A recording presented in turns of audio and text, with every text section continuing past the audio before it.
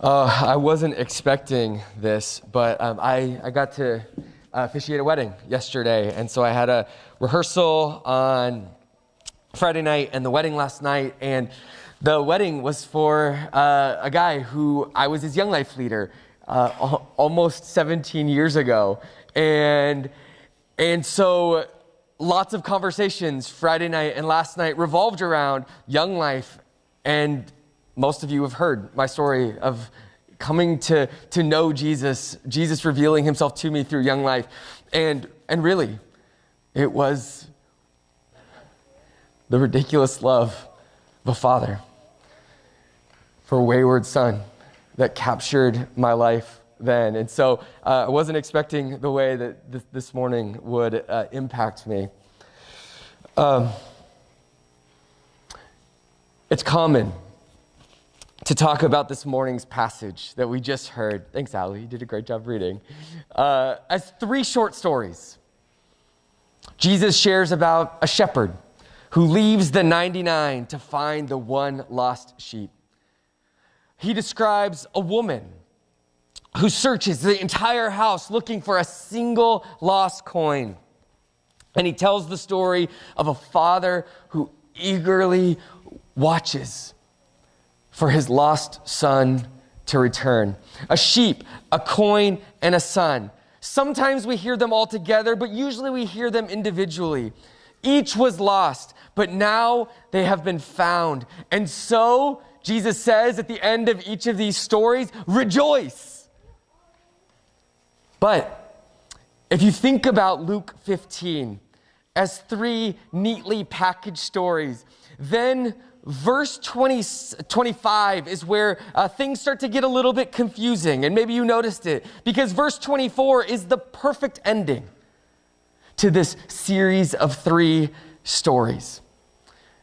I want you to notice this morning the brilliant way that Jesus strings these stories together, moving us, drawing us in, building to the climax of the third one. So in verse 6, if you have your Bibles open, the shepherd says, "Rejoice with me, for I have found my sheep that was lost." And then in verse 9, at the end of the second story, the woman says, "Rejoice with me, for I have found the coin that I lost." And then Jesus follows both of these stories of the sheep and the coin with a little comparison. In verse 7, Jesus says of the found sheep, he says, "Just so I tell you, there will be more joy in heaven over one sinner who repents than over 99 righteous persons who need no repentance." And then in verse 10, Jesus says of the lost coin, he says, "Just so," again, right, making a comparison, "I tell you, there is more joy before the angels of God over one sinner who repents." Are you picking up what Jesus is laying down through the first two stories? Right? Jesus takes these simple stories of a sheep and a coin, and he draws an unlikely connection to a completely unrelated idea. Jesus compares being lost to being a sinner, someone disconnected from God. And he compares being found to a sinner repenting and turning their life back to God. These two stories then, these same themes, same connections, set up perfectly the third one. In verse 11, we read, Jesus introduces now, not some random thing to connect to a sinner. He introduces us to a good old-fashioned sinner, lost in the world, lost in his rebellion, and lost in his rejection of his Father's love. But like the lost sheep and the lost coin, the son is also found. The son returns home and is reunited with his father. And like the shepherd and the woman, the father calls on his friends. He calls on his family. You need a crowd to rejoice like this, and he needs them to rejoice with him. Let us eat and let us celebrate. Do you see what's happened? He says, "For this, my son was dead and is alive again. He was lost and is found. The final line in verse 24 says, and they began to celebrate as they should. Like those in heaven who have joy over one sinner repenting. Like the angels of God who have joy over one sinner repenting. The Father's family and friends, they began to celebrate. And at this point, Jesus has told 3 neatly packaged stories designed perfectly to bring us to this place of celebrating a sinner repenting. Have you ever been watching a movie and all of the conflict seems to have worked itself out, and the movie settles into a satisfying conclusion? And then you look at the time and you realize there's 30 minutes left, and you start to panic. Something's about to go terribly wrong. That's verse 25. Now his older son was in the field. We're not done yet. In other words, the older son hasn't started to celebrate yet.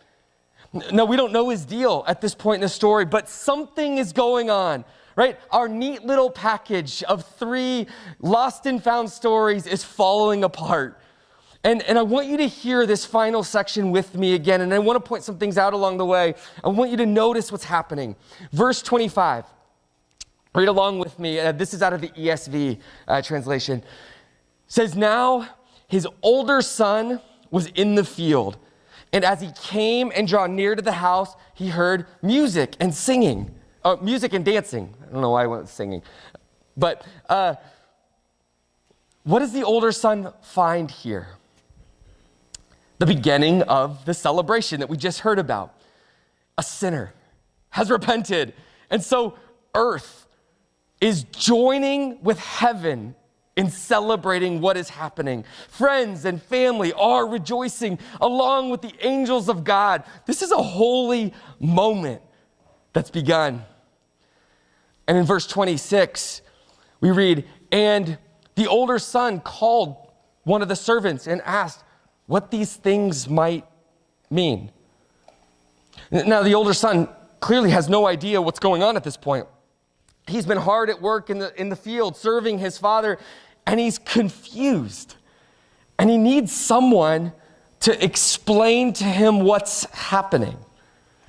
Verse 27, and the servant said to him, your brother has come, and your father has killed the fattened calf because he has received him back safe and sound.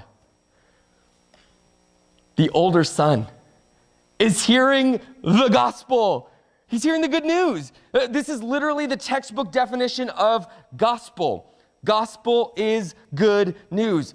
Not just like a good message, but it is news. It's an announcement. News is an announcement that some sort of event has taken place.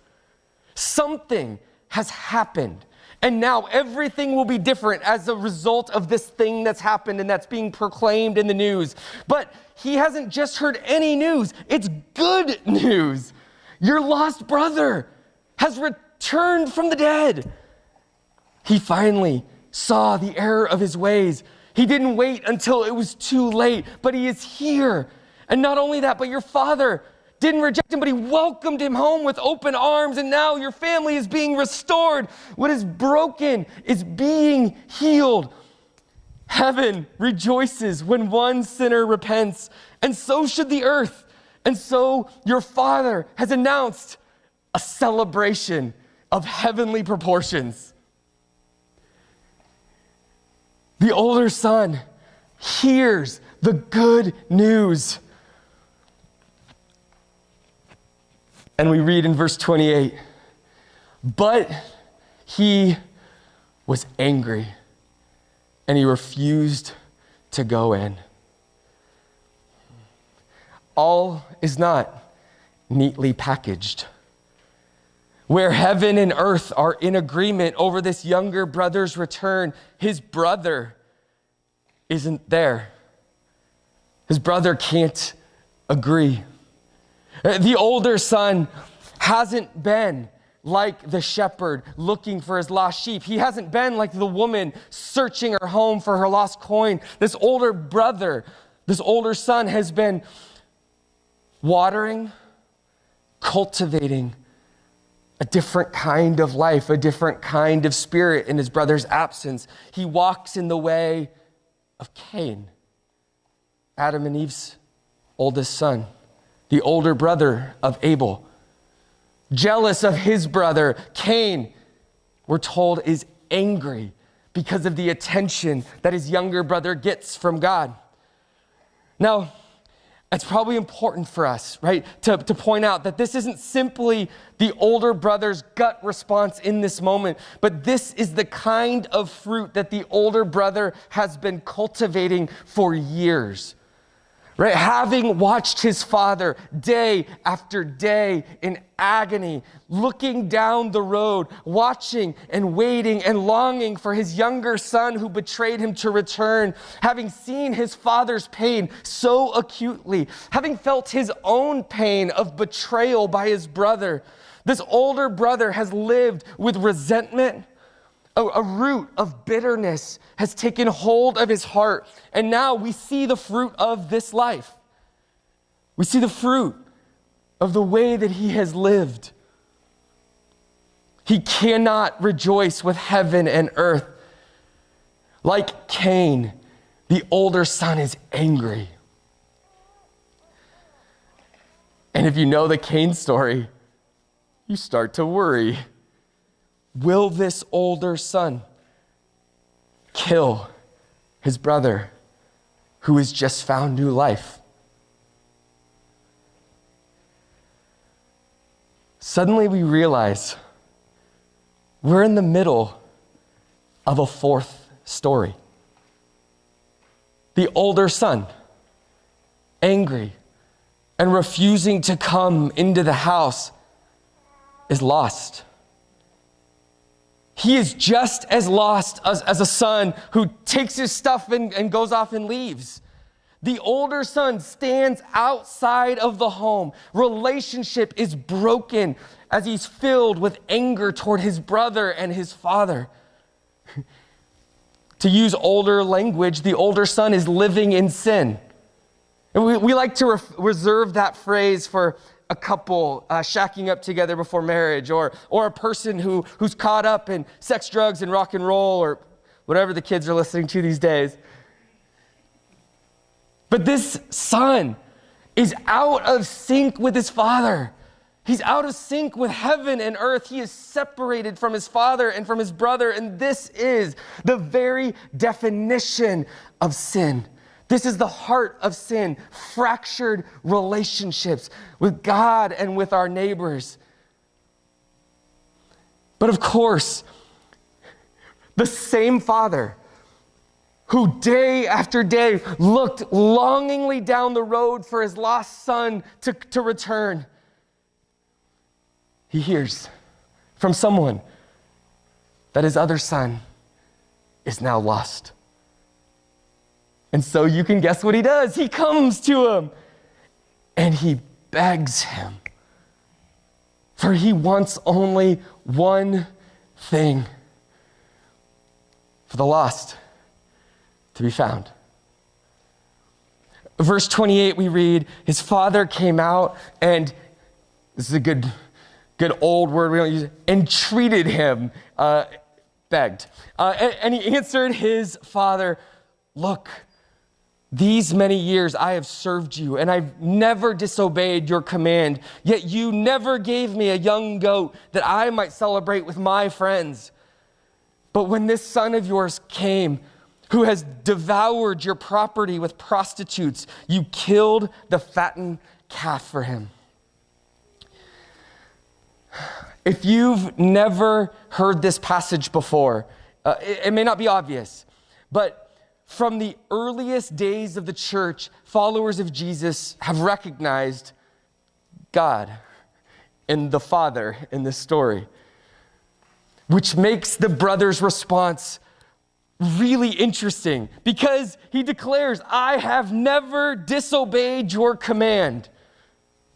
Never? They're strong words.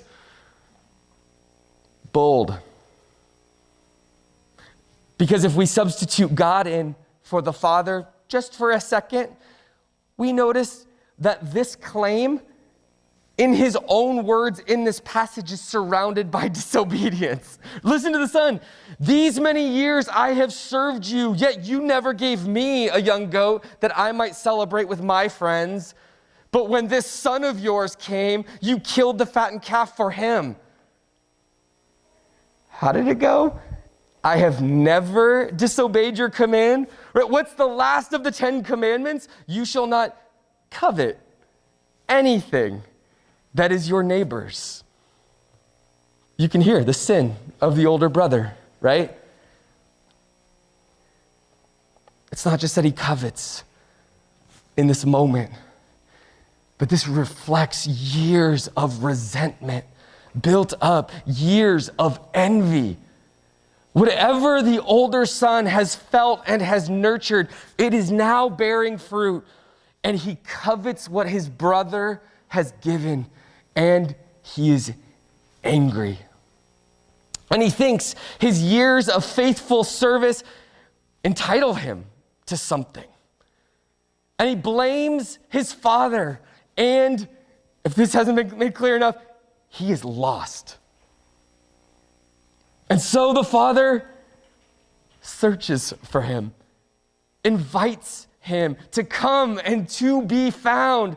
Verse 31, and the father said to him, Son, you are always with me, and all that is mine is yours. Right? What an embracing, all-inclusive promise of the presence of the Father in his life. Everything that is mine is yours.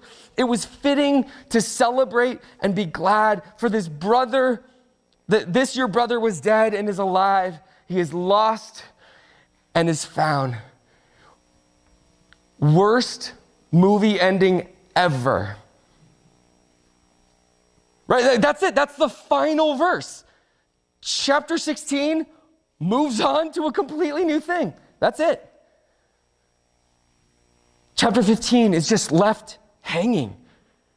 This isn't 3 neatly packaged stories. It's 4 stories, but it's not exactly 4 stories. We don't know if the older brother ends up getting found. We don't know if there's an even bigger celebration because 2 sons were lost and are now found. We don't know if the angels get to throw a bonus party. We don't know how the older brother responds because Jesus is speaking to a group of older brothers. He's waiting for them to finish the story with their lives. Do you remember how the chapter opened? Notice who Jesus is with. Notice who is having a hard time celebrating along with heaven and earth. Who is still standing outside of the house angry, refusing to come in? Who is still lost and in need of being found in Jesus' life and world? Chapter 15, verse 1 starts, Now the tax collectors, read rebel traitors, and sinners were all drawing near to hear Jesus. And the Pharisees and the scribes grumbled, saying, This man receives sinners and eats with them. To which Jesus' response is 3.5 stories.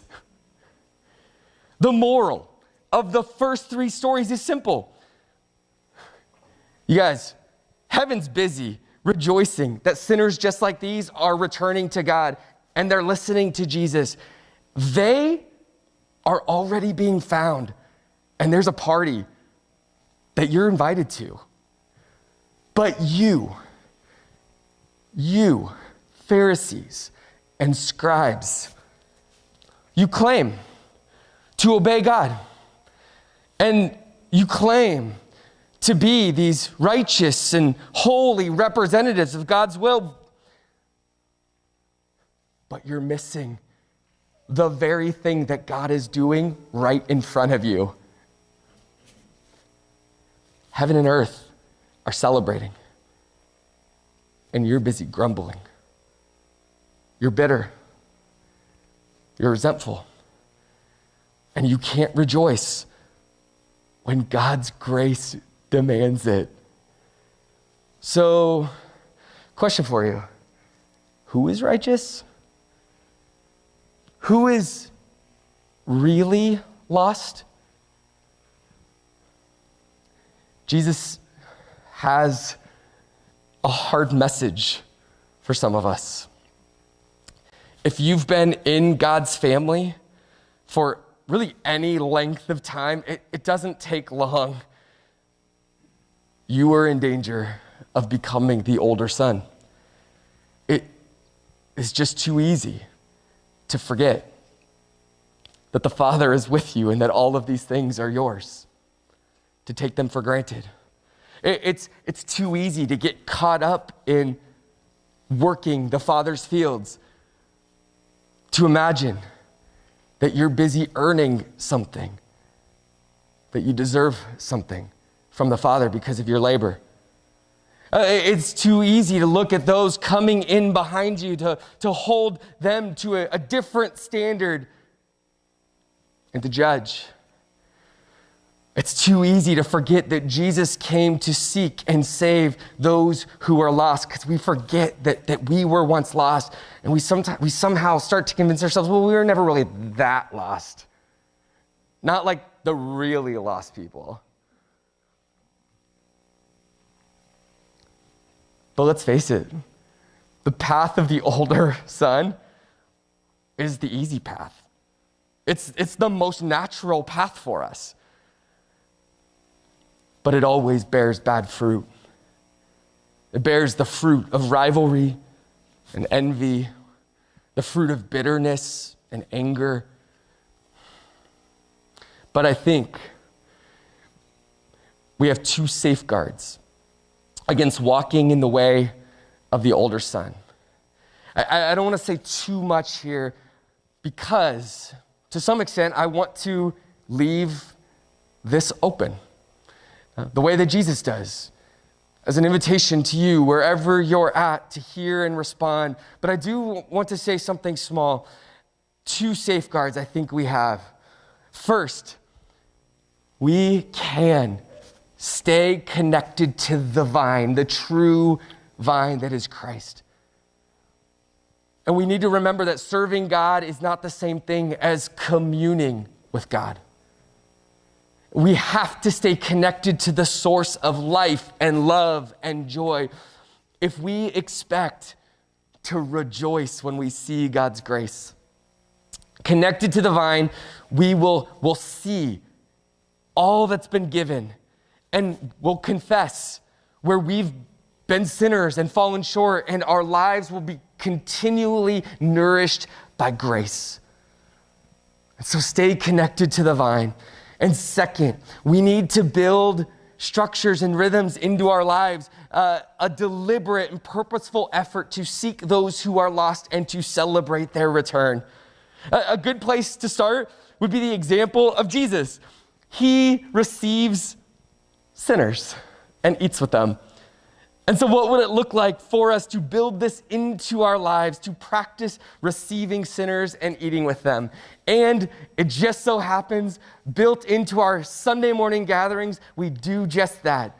A group of sinners get together, come around the table of Jesus, and we receive again and again and again the grace of Jesus. And we're reminded that we are sinners, invited to the table through grace alone. And so, with no official end to this morning's message, just a table calling to you. I ask you what the Spirit of God is doing in your heart and your life today.